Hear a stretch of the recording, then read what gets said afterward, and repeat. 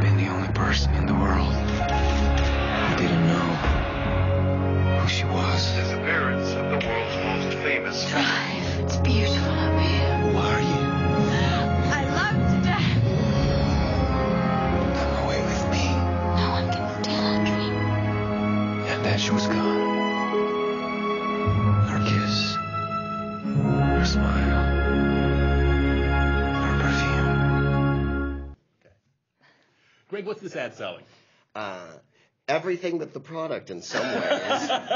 It's a glamour fantasy. It's a brilliant piece of one-minute cinema. There's an entire plot where a guy meets a movie star, dances with her on a rooftop. She's able to release her inhibitions. The view's beautiful from up here. It appeals to everything that women like. I love to dance. All of a sudden, her skirt is up, and then she's being held by a caring, sensitive, glasses-wearing, bespectacled, unshaven, sexy stranger. And then this can't last. I have to go back to my world. You see, we're being pulled apart horribly by the forces that dictate my utter and glamorous fame. And all he's left with is the scent of the love that she's left behind. And we're taken all through this so fast that it's almost impossible. I think the first time I watched it, I was like, what happened, you know? And I think it works as a sense of, it works as an ad in pure fantasy terms.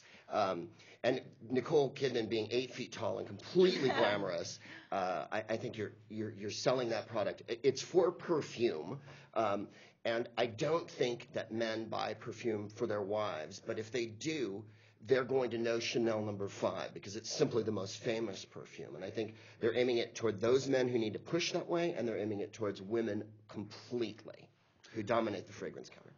I agree. I think it's very much of a fairy tale.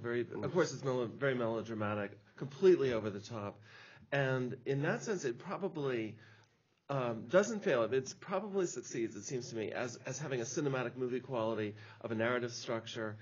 It's from the male point of view, I feel more Chanel No. 5 is about unrequited love. I kind of wonder, where's she going? Right. Why am I still here? You're the senior. So I kind of feel the sense of despondency and sadness. But I mean, it is a cinematic, coherent narrative. It absolutely is. In fact, the company that made this were clear saying that this is a film, not an advert. It was directed by Baz Luhrmann. You could see the Moulin Rouge aesthetic there, so they were tapping into Nicole Kidman, saying it cost $18 million. Pounds, sorry. To film pounds. To film this. So, you know, and she alone got like 3.5, I think, or it was £2 million for this ad. They launched it like a film. They ran it with credits at the end. The costumes were by Karl Lagerfeld, the music by Debussy. I mean, they were clearly like, this is the opposite of product placement, right? Instead of placing the product in the film, you're making the film about the product. And it churned my stomach. I mean, I think you're right. They're trying to reposition Chanel, right? It's a really old product now. It has a lot of associations, everyone from Marilyn Monroe to Catherine Deneuve to Nicole Kidman now. But it's also like the kind of perfume that men buy for their mistresses. And I think they're trying to sort of rehabilitate its cachet as being associated with wealth, with fame, with luxury, and that sort of thing. And I think it's effective in that respect. £18 million effective? I'm not sure. But wow. What do you think, everything. That's great. Research is fantastic. Yeah, I'm not sure who this commercial is for, because when I watch it, I guess we're supposed to aspire to be this woman. I feel like a total pig when I watch it. Like, you know what I mean? Like, it doesn't. It's unattainable. Well, that too, and I don't want to aspire to that level of glamour. I feel like it's a dated notion of what it is to be feminine. Maybe I don't know. I think you might. And be everybody, right. and who relates to this? Like, she just wants to make out with a guy, but the paparazzi won't let her. And like, what? The paparazzi, go. Right. It's just. I think that if you look at this from a business model perspective, it's so often they want to spend money on an ad and they want to measure it in 6 weeks and know, was it raising sales?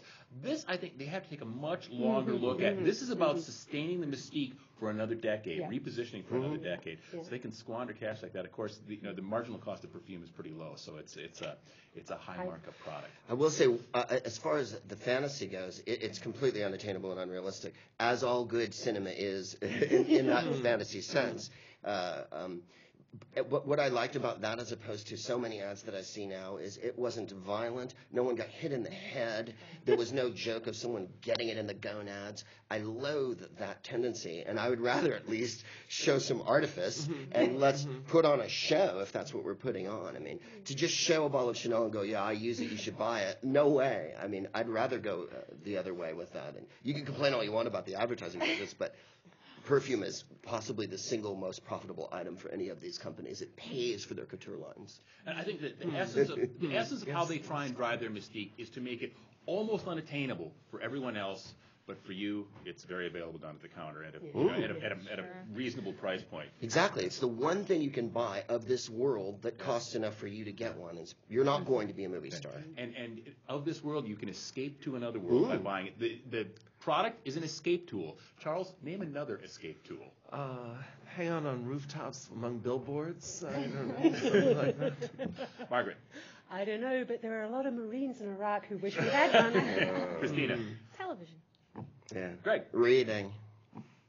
It's great. A great escape tool is a presidential pardon. That's all we've got time for. Come play with us again next week on Mental Engineering.